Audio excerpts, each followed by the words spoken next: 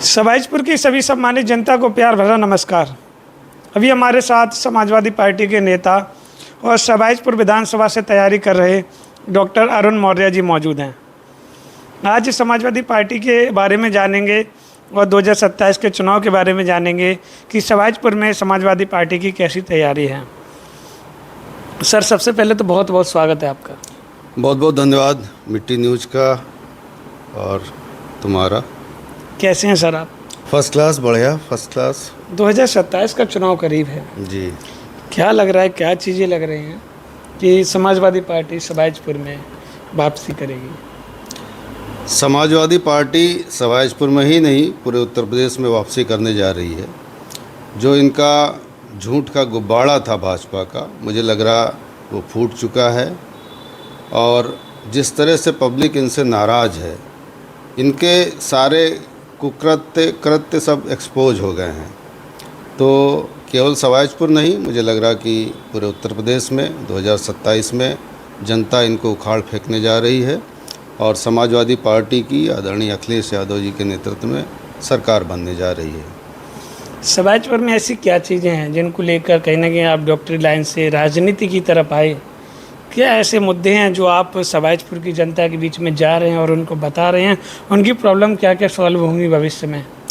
देखिए, सबाइजपुर में जो समस्याएं हैं, एक तो बाढ़ की समस्या है।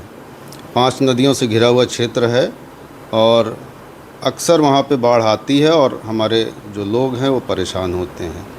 इतने सालों में कोई कंक्रीट कोई उपाय नहीं हुआ है। ये अलग बात है कि हमारे नेता विश्राम सिंह यादव जब वहाँ पे विधायक थे, उन्होंने काफ़ी पुलियों का निर्माण किया, लेकिन उसके बाद मुझे लग रहा आज भी वहाँ की जनता त्रस्त है। आज भी कटान हो रहे हैं, आज भी सड़कें टूटी पड़ी हैं।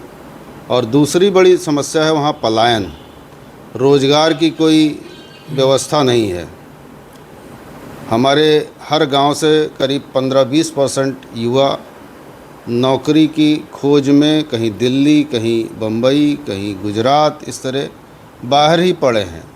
तो चूँकि वहाँ पे कोई इंडस्ट्री नहीं है, कोई इस तरह की व्यवस्था नहीं है कि वहाँ पे जो नवयुवक हैं एब्जॉर्ब हो सकें, तो एक बड़ी समस्या ये है। दूसरा, हमारे किसानों के साथ खाद बीज का अच्छा प्रबंधन नहीं है। मंडी कोई ऐसी नहीं है जहाँ वो अपने फसल का वाजिब मूल्य ले सकें। तो ये सब समस्याएं हैं। स्वास्थ्य की बड़ी समस्या है। इतना बड़ा क्षेत्र होने के बावजूद वहाँ पर नाम के पीएचसीज और सीएचसी है, लेकिन वहाँ डॉक्टर नहीं है, वहाँ सुविधाएं नहीं है। मरीज़ होता है तो या तो फिर हरदोई आता है, या फर्रुखाबाद भागता है, या शाहजहाँपुर भागता है। तो इन सब चीज़ों को देखने की ज़रूरत है और मुझे लग रहा है कि जनता इनके बहकावे में बहुत आ चुकी है और अब वो निर्णय कर चुकी है कि इनको हटाएगी और 2027 मुझे लग रहा कि इनको हटा के वो बाहर करेगी। अच्छा, ये बात बताइएगा, समाजवादी पार्टी या फिर सबाइजपुर की जनता आप पर ही भरोसा क्यों करे? ऐसा क्या है आप में? देखिए, मेरा जुड़ाव सबाइजपुर से लगभग 20-25 साल का है। मैं 2010 में वहाँ से मेरी वाइफ चुनाव लड़ी थी जिला पंचायत का, वो जीती थी, अच्छे वोटों से जीती थी। उसके बाद 2012 में मैं स्वयं चुनाव लड़ा और अच्छे वोट मिले थे, करीब 20,000 के आसपास वोट मिले थे। और पीस पार्टी एक, जबकि उस समय ही उसका उभार हुआ था, उस पार्टी से लड़े थे। कोई ऐसी पार्टी नहीं थी जिसका खुद का वोट हो। तो ये मान के चलिए कि जनता का प्यार जो मेरे संपर्की थे उन्हीं का था। उसके बाद लगभग 20 वर्षों से हम लोग लगातार संपर्क में हैं और चूँकि मैं मुख्यालय पे रहता हूँ, मैं डॉक्टर हूँ, तो जो चिकित्साएं की दिक्कतें होती वो तो मैं दूर करता ही हूँ। साथ में यहाँ पे जो मुख्यालय पे तमाम विभाग हैं, उनके अधिकारी हैं, कर्मचारी हैं, वो भी हमारे संपर्क में रहते हैं। तो अक्सर अगर कोई दिक्कत होती है तो उनके माध्यम से मैं दूर कराने का प्रयास करता हूँ। उनके सुख दुख में 20 साल से 25 साल से मैं लगा हुआ हूँ और एक ये जो बॉन्ड बना है, मुझे लग रहा है कि बहुत मजबूत है और उन्हीं की चाह है और वो चाहते हैं कि कोई पढ़ा लिखा हमारे समाज में आए और उनका हमारे समाज का प्रतिनिधित्व करे। और मेरा भी यही मानना है राम मनोहर लोहिया जी कह गए थे कि जब तक पढ़े लिखे लोग नहीं, अच्छे लोग राजनीति में नहीं आएंगे, बुरे लोगों की राजनीति का शिकार होंगे। तो मेरा भी मानना है कि पढ़े लिखे लोगों को, डॉक्टर को, इंजीनियर को, ऐसे लोगों को राजनीति में आना चाहिए और जनता के बीच जाके उनकी सेवा करनी चाहिए। इसीलिए मैं राजनीति में हूँ। अच्छा, भारतीय जनता पार्टी को कैसे चुनौती दी जाएगी? हरदोई में अच्छा बोलबाला है, सभी सीटों पर भाजपा का कब्जा है, देखिए, सपा एक पर भी नहीं है। बिल्कुल सही बात कह रहे हैं आप। चूँकि भाजपा आई भी हम ही लोगों के कारण थी। एक ज़माने में लगा कि भाजपा शायद हम सबको हमारी समस्याओं का निराकरण करे, और विशेष तौर से पिछड़ा वर्ग है, कुशवाहा समाज है, किसान समाज है, राजपूत समाज है, और कश्यप है, पाल हैं, ये जितने भी ओबीसी समाज के लोग हैं, ये सब लोग बसपा और सपा छोड़ के भाजपा में गए थे, और इस अभिलाषा से, इस उम्मीद से गए थे कि यहाँ पे हमें प्रतिनिधित्व मिलेगा, यहाँ पर हमारे जो काम है वो होंगे, हमारी समस्याओं का निराकरण होगा। लेकिन सत्ता आने के बाद ये कुछ वर्ग के लिए ही काम करती है, कुछ लोगों के लिए ही काम करती है, बाकी उनका वोट तो लेती है, लेकिन उनके लिए जो है इसके मन में कोई भावना नहीं है, और उनको दरकिनार करके ही ये चला रही है। और ये चीज़ें अब सब लोगों को पता चल गई हैं। इसलिए मुझे लग रहा है कि इन समाजों का मोह भंग भाजपा से हुआ है, और भाजपा दूसरा इनके बच्चों के लिए न शिक्षा के लिए कुछ कर पा रही है, न रोज़गार के लिए कर पा रही है। महंगाई एक उच्चतम सीमा पर पहुंच गई है, किसान अलग परेशान है, नौजवान अलग परेशान है। ये संविधान और लोकतंत्र को जो है ख़त्म करने पे तुले हैं। इसलिए जनता अब समझ रही है, और विशेष तौर से ओबीसी समाज जो इनके चंगुल में फंसा था वो भी निकल के बाहर आया है, और आदरणीय अखिलेश यादव जी के नेतृत्व में पीडीए में एकजुट होकर वो काम करना चाहता है और कर रहा है। मुझे लग रहा 27 में इसका रिजल्ट दिखाई पड़ेगा। आपने पीडीए का नाम लिया है। भारतीय जनता पार्टी पीडीए को परिवारवाद बताती है, कह रहे हैं हम अमृतकाल चला रहे हैं, आपका पीडीए काम नहीं आएगा, हम दोबारा से सरकार बना रहे हैं, हैट्रिक लगाएंगे। अमृतकाल में यही होगा कि हमारे पीडीए समाज के 69,000 शिक्षक भर्ती में आज भी जो घोटाले हुए, 6,000 से ज़्यादा बच्चे लखनऊ में अभी धरना प्रदर्शन कर रहे हैं। आज 2018 में नियुक्तियां हुई थीं, 26 चल रहा है।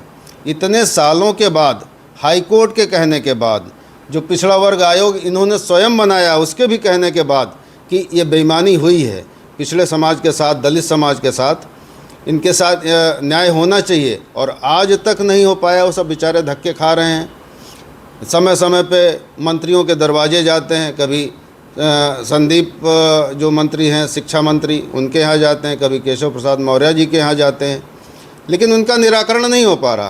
तो अमृतकाल लोग समझ गए हैं कि क्या अमृतकाल है। आज आए दिन जो पेपर लीक हो रहे हैं, आप देख रहे हैं कि दिल्ली का कितना बड़ा आंदोलन हुआ और किस तरह इन्होंने कुचलने का प्रयास किया।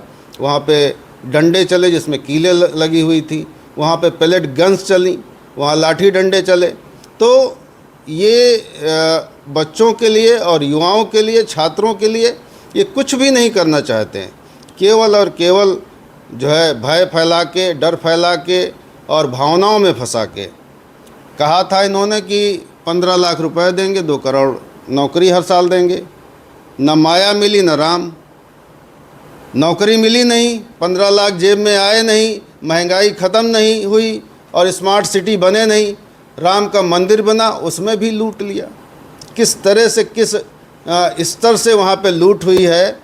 आप जब ज़मीन लिए, वहाँ पर ज़मीन में जो घोटाला हुआ सबके सामने है।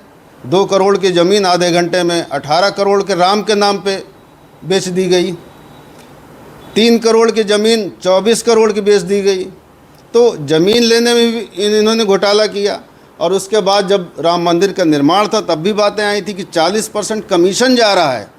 ये आरएसएस और बीजेपी के लोग राम मंदिर को जो है ये धन उगाही का व्यवस्था बनाए हैं। अब चंदा चोरी और चढ़ावा चोरी की बात आई है। अब कम से कम 2000 करोड़ से ऊपर का मामला है। ये पब्लिक की भावनाओं के साथ इन्होंने छल किया है। इनके पैसों को लूट के ये जो भाजपा के कार्यालय बन रहे हैं, जो आरएसएस के कार्यालय बन रहे हैं, और जो दूसरा उन्हीं पैसों से ये एमएलए एमपी खरीद रहे हैं और संविधान और लोकतंत्र को ख़त्म कर रहे हैं। ये जनता अब समझ गई है, ये देख चुकी है, इसलिए भाजपा का अंत अब निकट है। अभी ये तो कहते थे कि हमारी सरकार में इस्तीफे नहीं होते, इस्तीफ़ा देना पड़ा इनको, धर्मेंद्र प्रधान ने इस्तीफ़ा दिया। अब धीरे धीरे बात बढ़ रही है, मुझे लग रहा है ये सरकार जाने वाली है। 2027 में इसकी विदाई उत्तर प्रदेश से होगी और 2029 में या उसके पहले भी मोदी जी चले जाएं, कोई बड़ी बात नहीं होगी। उससे पहले भी बिल्कुल। जिस तरह से घटनाएं देश में चल रही हैं, उससे लग रहा है कि मोदी जी परेशान हैं, वो अपने संसद में जाने में असमर्थ हैं। संसद नहीं गए, इतना बड़ा मुद्दा लेके आए थे कि हम बच्चों के लिए जो है एक बिल लाए हैं जिसमें उनकी परीक्षाओं में घोटाले नहीं हो पाए, लेकिन ना तो मोदी जी ना ही अमित शाह जी अभी तक संसद में घुस नहीं पाए हैं। तो जिस तरह से लग रहा है भाजपा के अंदर भी तमाम तरह की जो है फूट है, तो अगर पहले चले जाएं तो कोई बड़ी बात नहीं तो 29 में जनता तो उतार के इनको फेंकी देगी। जंतर मंतर में मैं स्वयं मौजूद था जब लाठीचार्ज हुई थी, मैंने सब कुछ देखा अपनी आंखों से।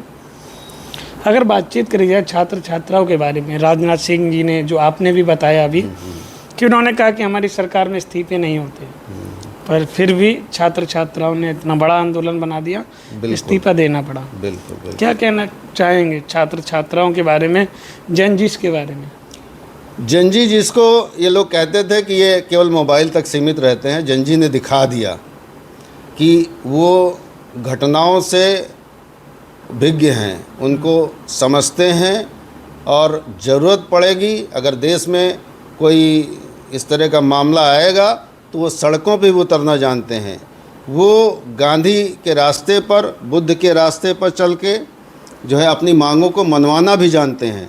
और जो ये हुआ है, हम लोग भी नहीं समझ पा रहे थे कि जनजी इतना हमारा सोचवान है, इतना हमारा ज्ञानवान है, इतना ज़्यादा आगे बढ़ गया है, इतनी ज़्यादा वो सोच रखता है। और उसने साबित किया है कि नहीं, अगर कोई दिक्कत आएगी, देश में कोई समस्या आएगी तो हम आगे आएंगे और हम इसको अपने हाथों में इसकी कमान लेंगे और इसको निराकरण भी कराएंगे। जनजी को मैं बहुत बहुत धन्यवाद करना चाहूँगा और उन बच्चों को मैं शुभकामनाएं देना चाहूँगा कि वो आगे बढ़ रहे हैं और आगे बढ़ें। इस देश को जो इसमें बर्बादी हो रही है, इसके लोकतंत्र को जो मिटाया जा रहा है, इसके संविधान को जिस तरह से बर्बाद किया जा रहा है, जनजी ही जब अपने हाथों में कमान लेगा तभी जो है आगे बात बन पाएगी। हरदोई की 8 विधानसभा सीटों पर आगामी चुनाव में क्या रहने वाला है? अभी तो भाजपा 27 के चुनाव में क्या रिजल्ट आएगा आपके अनुसार बात करी जाए तो? मुझे लग रहा है 8 की 8 विधानसभा में भाजपा हारने जा रही है। समाजवादी पार्टी गठबंधन के साथ 8 विधानसभा जीतने जा रही है। उसका कारण है, देखिए पिछली विधानसभा में कुछ 2017 में तो पूरा ओबीसी समाज भाजपा के साथ लगा था। नई भाजपा आई थी, भाजपा के बारे में लोगों को जानकारी नहीं थी। एक ऐसी पार्टी लगी कि जिसमें सबका साथ होने जा रहा है, तो लोगों ने उसका साथ दिया। 2022 में भी भाजपा के विरुद्ध एक माहौल था, लेकिन कहीं न कहीं कुछ टिकटों में, कुछ भागीदारी में कुछ गड़बड़ी हुई। यहाँ पे एक पाल समाज के नेता हैं, उनको पहले मल्लावा बिलग्राम विधानसभा से टिकट मिला था, उनका टिकट कटा। मेरे बारे में भी काफ़ी बात हुई और लगभग तय हो गया था कि सवाजपुर से टिकट मिलने जा रहा है, मेरा टिकट कटा। तो इन समाजों ने नाराज़गी बस, वो दिल से नहीं भाजपा को वोट देना चाह रहे थे, लेकिन समाजवादी पार्टी या विपक्ष की नाराज़गी बस वो जो है वोट भाजपा के पक्ष में चला गया। और आप देखें पिछली बार 10,000 से 8,000 से 6,000 से इस तरह से हार हुई है।